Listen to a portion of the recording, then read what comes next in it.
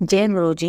Video को like कीजिए, channel को सब्सक्राइब कीजिए और बेल आइकन को प्रेस कर दीजिए ताकि आपको लेटेस्ट वीडियो के अपडेट्स मिलते रहें। एक बात जरूर नोट कर लें, आज का दर्द ही कल की जीत है, इसलिए सब्र और भरोसा दोनों रखें। जय गुरु जी। आज जो मैं आप सबके साथ सत्संग शेयर करने जा रही हूँ वो अभिलाषा मल्होत्रा आंटी जी का है और आंटी जी दिल्ली से हैं। चलिए आज का सत्संग आंटी जी की जुबानी ही सुनते हैं।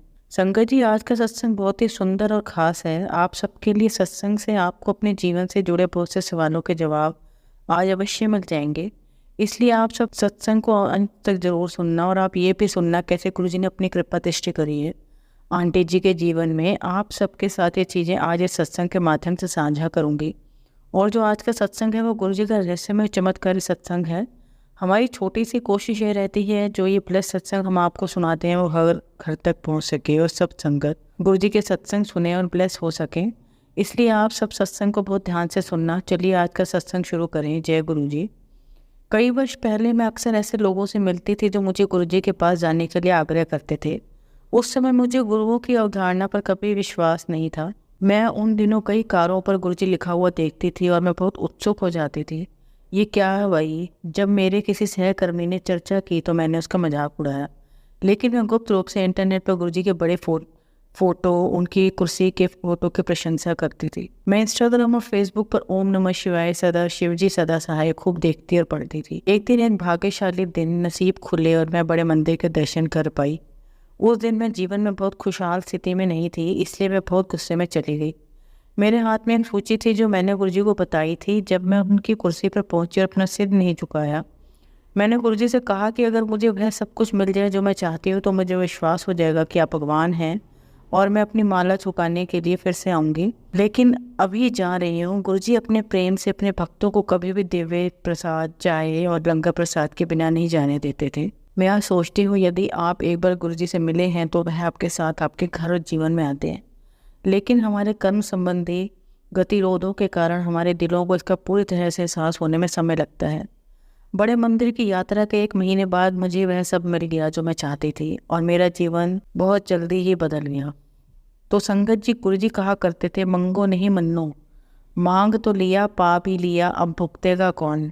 तभी मेरे बादशाह साथ देते हैं। मैं उनको बादशाह या दादू बुलाती हूँ। कुछ महीनों बाद मेरी शादी तय हो गई। मैं गुरुजी के स्वरूप को अपने वैवाहिक घर में ले गई। मेरी शादी होने से ठीक पहले मैंने सपने में गुरुजी को बड़े मंदिर के लंगर हॉल में लाल रंग के कालीनों पर देखा। मेरे घर बगल में मेरे मंगेतर थे, मानो गुरुजी मुझे चेतावनी दे रहे हों या शिक्षित कर रहे हों। क्योंकि मैं गुरुजी के प्रति अपने विश्वास के इतना करीब नहीं थी, इसलिए मैंने इसके बारे में ज़्यादा नहीं सोचा। मेरी शादी के बाद मुझे कुछ समस्याओं का सामना करना पड़ा जो विनाशकारी थे। मेरी शादी मशहूर कीलों के परिवार में हुई थी। कहते हैं जब आपके जीवन का सबसे बुरा समय आता है तो आपको गुरुजी मिलते हैं। यह मेरे जीवन का वह समय था और जैसा कि मैंने कहा, मैं उस समय कितनी भी उनकी अनुयायी नहीं थी, लेकिन गुरुजी अभी भी मेरे बारे में चिंतित थे। मैं उनसे हमेशा यही पूछती हूँ, ये पहले गुरु और भगवान है जिसका हम क्या करेंगे। वो हमसे इतना प्यार करते हैं क्योंकि हालात भयानक थे, क्योंकि मैं फंसी हुई थी। मैंने भगवान कृष्ण से प्रार्थना करी कि वो मेरी गरिमा और सम्मान को बचाएं और इसकी रक्षा करें, जैसा कि उन्होंने द्रौपदी के लिए किया था। और संगत जी, उसके बाद जो हुआ उस पर आपको विश्वास नहीं होगा, क्योंकि मैं गुरुजी में इतनी गहराई में नहीं डूबी थी, इसलिए वे कृष्ण ही बन गए। उस दिन मैंने स्वप्न में गुरुजी को देखा। मैंने देखा कि मेरे कमरे के दरवाजे के ठीक बाहर 2 गुरुजी पूरे ताकत से एक दूसरे के सामने चल रहे थे, जैसे कि वे मेरे अंगरक्षक हो।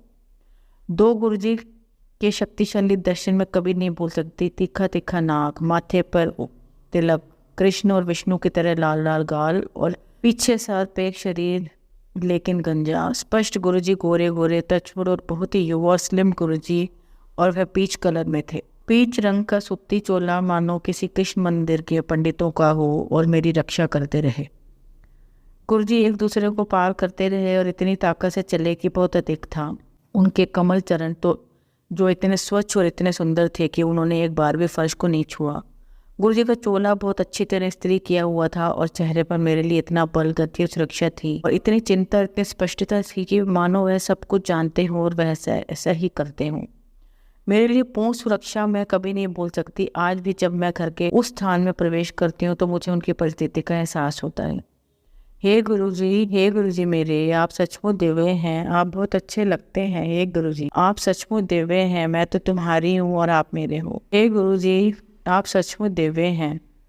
गुरुजी की उपस्थिति देखकर मैं आश्चर्यचकित रह गई। एक और स्वप्न में मैंने गुरुजी को ढेर सारे कागजात के साथ और बहुत परेशान देखा, तो मुझे आश्चर्य होता है इन सब सपनों का क्या मतलब है। उसके बाद मेरे पति का रंग बदलना शुरू हो गया और बाद में मुझे पता चला कि उन्होंने मेरे ससुराल वालों के साथ मिलकर मेरे खिलाफ कुछ मामले दर्ज किए हैं जो काफ़ी क्रूर थे और सरासर इरादे से किए गए थे। और इतना ही नहीं, प्रवेश द्वार के ठीक सामने और गेट के अंदर कुंडों को तैनात किया गया था। उसी दिन मैंने गुरुजी को बगल में देखा और कहा, उठ मैं तेरे नाल हाँ, एक साल मैं तेनों चढ़ दंगा नहीं, तो एक साल दौड़े में नाल दौड़ूंगा, घबरा ना, उत्थे से मैं तेरे नाल हाँ।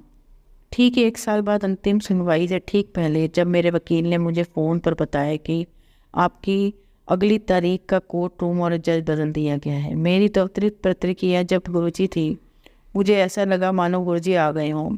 मुझे यह भी कहना चाहिए कि जिस अदालत में सुनवाई के लिए बेंच लगाई गई थी उसे ऊपरी मंजिल पर स्थानांतरित कर दिया गया था।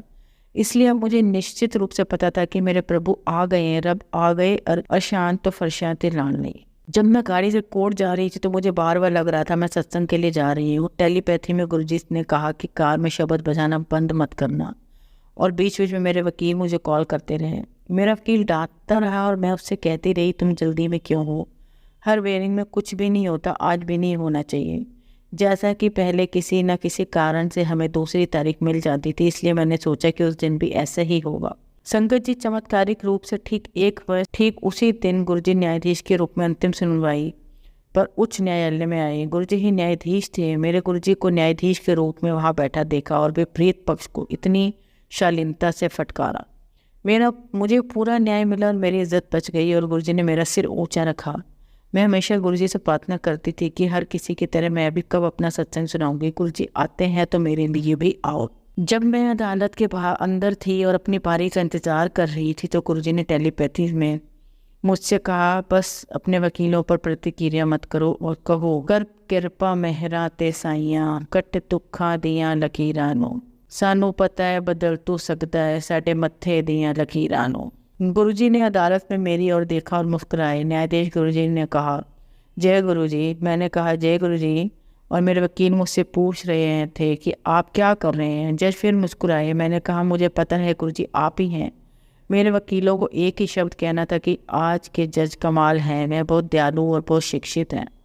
मैंने कहा, क्योंकि वह गुरुजी हैं। मैं देख सकती थी कि न्यायाधीश के हाथ गुरुजी के समान थे। जब सुनवाई चल रही थी तो मैं जज गुरुजी की ओर अपना चेहरा घुमा लेती थी। जज साहब मुस्कुरा देते थे और जब मैं पीछे मुड़कर जज गुरुजी की ओर देखती तो जज गंभीर हो जाते थे, मानो यह दिखाना चाहते हूँ कि वह स्वयं भगवान नहीं है, क्योंकि गुरुजी बहुत विनम्र हैं। मैंने उनसे कहा, गुरुजी मुझे पता है कि यह आप ही हैं। उस दिन कोर्ट में भी मेरी एंट्री गेट नंबर 7 से थी। मुझे कहीं और से प्रवेश की इजाज़त नहीं थी। संयोग से उस दिन मेरी माँ बड़े मंदिर गई हुई थी और मेरे परिवार के अन्य सदस्य घर पर थे। मैं गुरुजी और उनके आशीर्वाद प्राप्त वकीलों के साथ अदालत में अकेली थी, क्योंकि मेरे वकील का अचानक फ़ोन आया था। मेरे सपनों और टेलीपैथी में गुरुजी ने अक्सर मेरे वकील को आशीर्वाद दिया और उनकी प्रशंसा की।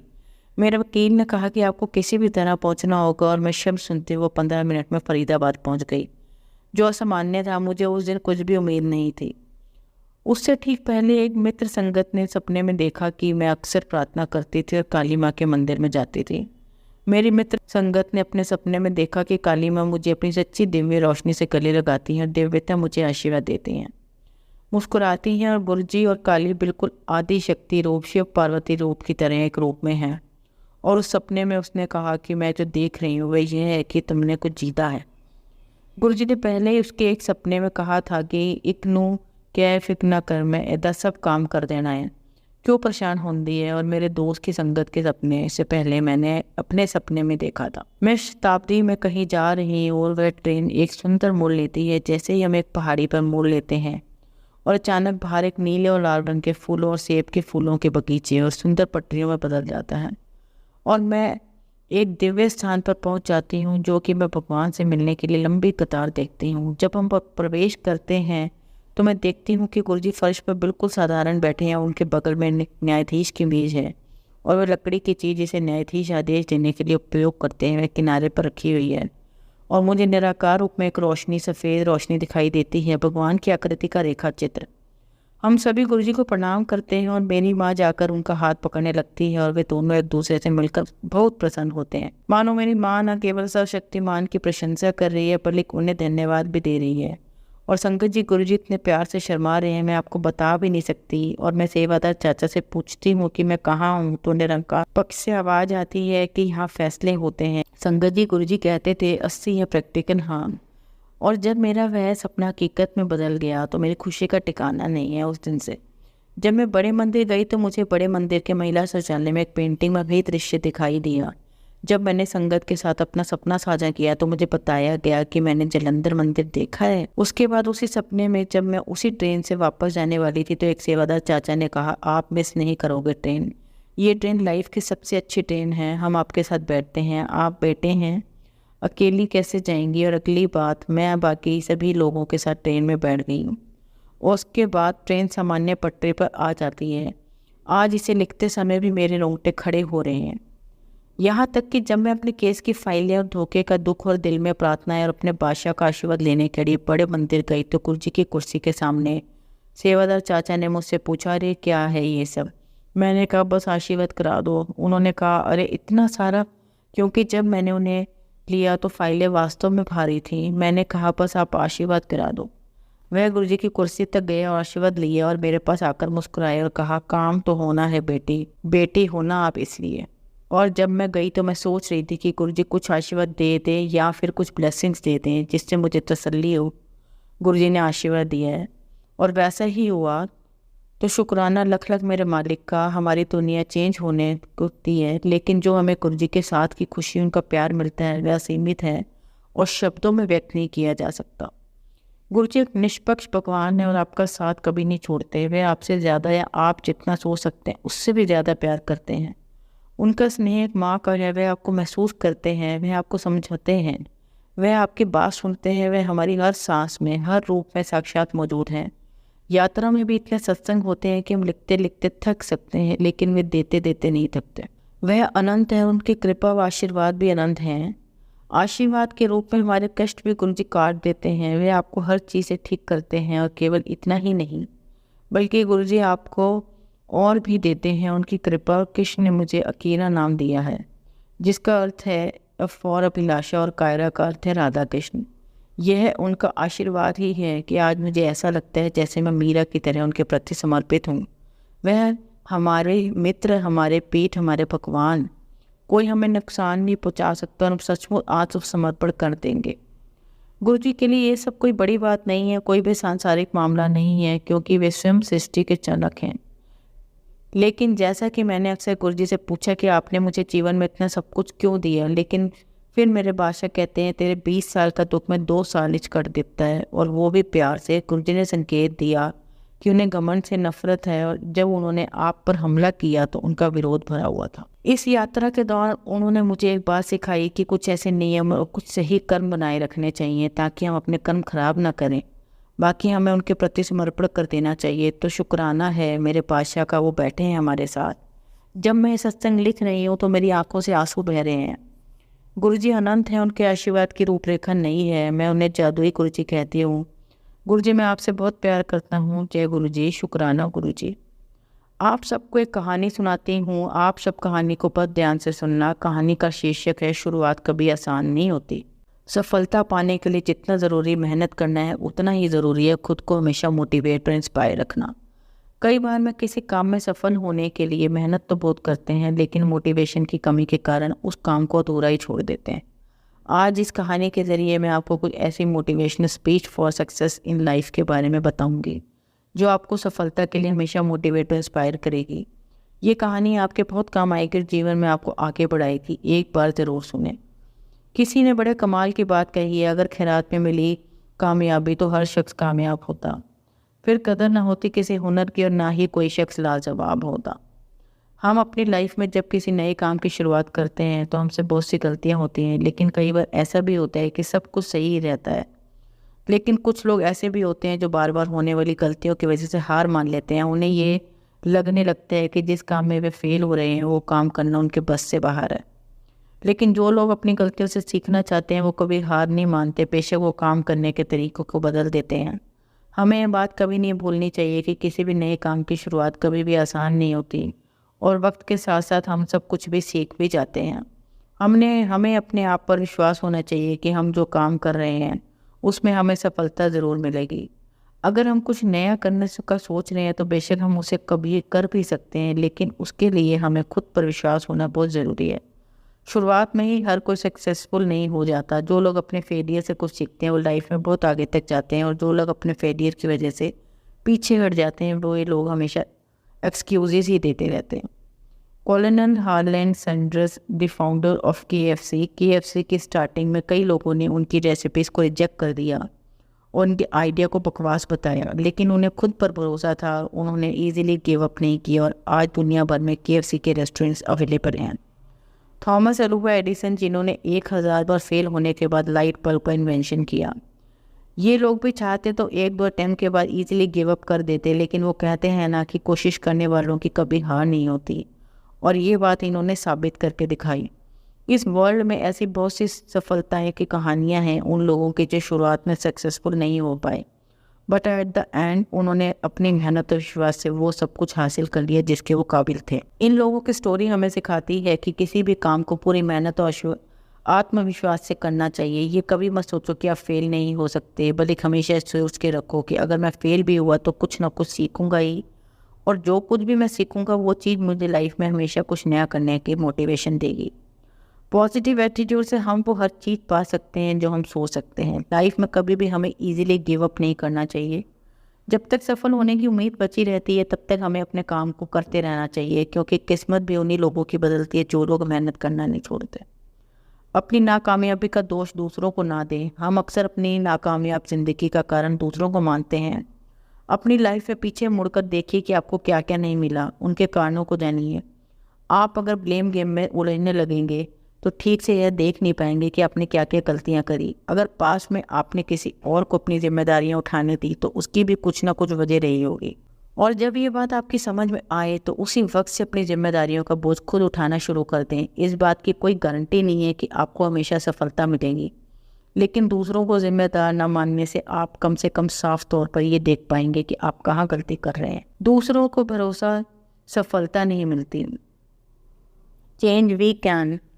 इस बुक में अमेरिका के भूतपूर्व राष्ट्रपति बराक ओबामा लिखते हैं, अगर हम इस इंतज़ार में रहेंगे कि हमारी ज़िंदगी में हमारे लिए फ़ैसला दूसरे लेंगे और उनकी वजह से हम आगे बढ़ पाएंगे, तो आप अपनी सोच को बदल लीजिए। निर्णय दूसरों के हो सकते हैं पर मंजूरी आपकी होनी चाहिए। आप जो कर रहे हैं अगर उसकी जिम्मेदारी आप खुद नहीं लेंगे तो परिणाम कभी भी आपके मन मुताबिक नहीं होगा और आप हमेशा असंतुष्ट ही रहेंगे। आप जो ज़िंदगी जी रहे हैं, जैसे जी रहे हैं, वह आपकी बनाई हुई है। इसे बुरा या बेहतर बनाना 100% हमारे ही हाथ में है। दूसरों को जिम्मेदार ठहराकर आप खुद अपनी ही बाजी हार जाते हैं। इसके बाद आपके पास भी करने के लिए कुछ नहीं रह जाता, यहाँ तक कि खुश रहना भी नहीं। सफल होने में थोड़ा टाइम तो लगता है। यदि आप मिर्च का पौधा लगाते हो तो ये कुछ ही महीनों में आपको मिर्च देना शुरू कर देगा, लेकिन ये पौधा इतना ताकतवर नहीं होगा कि लंबे समय तक जीवित रह सके। लेकिन यदि आप आम का पेड़ लगाते हो तो आपको कुछ साल इंतज़ार करना पड़ेगा और उसके बाद आपको फल मिलने शुरू होंगे और आपका ये पेड़ कई सालों तक फल देता रहेगा। अब सीख जो हमें इस कहानी से मिलती है कि सफलता भी कुछ ऐसी ही होती है। यदि आपको दूसरों की अपेक्षा देर से सफलता मिल रही है तो उदास मत होइए, मेहनत जारी रखिए। जिस दिन आपको रिजल्ट मिलेगा उस दिन इतना ज़्यादा और लंबे समय के लिए मिलेगा कि आपकी आने वाली पीढ़ी के लिए भी कम नहीं पड़ेगा और दुनिया आपकी मेहनत को याद रखेगी। अक्सर जो चीज़ जल्दी मिल जाती है वो उतनी ही जल्दी चली भी जाती है, इसलिए थोड़ा धैर्य रखें और मेहनत करते रहें। जय गुरु जी। संगत जी, अगर आपको आज का सत्संग अच्छा लगा हो तो आप इस सत्संग को और संगत के साथ ज़रूर साझा करें, जिससे वो भी महाराज का दिव्य आशीर्वाद प्राप्त कर पाएँ। जय गुरु जी। शुक्राना गुरु जी।